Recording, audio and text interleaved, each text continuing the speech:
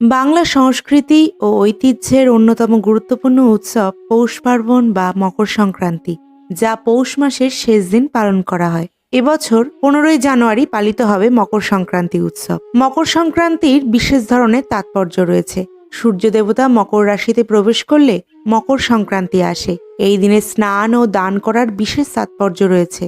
বিশ্বাস করা হয় যে এই দিনে নদীতে স্নান করে সূর্যদেবকে দান ও অর্ঘ্য নিবেদন করলে একজন ব্যক্তি সমস্ত ঝামেলা থেকে মুক্তি পান, সুখ ও সমৃদ্ধি লাভ করেন। এই দিনে দান করলে বহু জন্মের ফল পাওয়া যায়। তাহলে দেখে নেওয়া যাক এই দিনে কি করলে সূর্যদেব ও শনিদেবকে তুষ্ট করা যায়। মকর সংক্রান্তিতে তিল দান করতে হবে।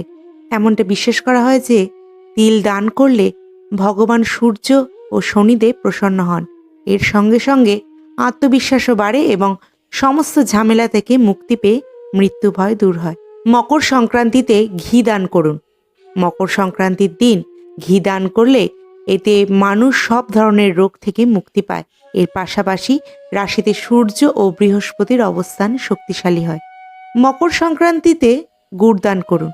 এই দিন ঢেকি ছাটা চাল, তিল ও গুড় দিয়ে লাড্ডু তৈরি করে দান করা হয়। এর ফলে সূর্য ও বৃহস্পতির অবস্থান শক্তিশালী হয়, যা কর্মজীবনে অগ্রগতি ও সমাজে সম্মানের দিকে নিয়ে যায়।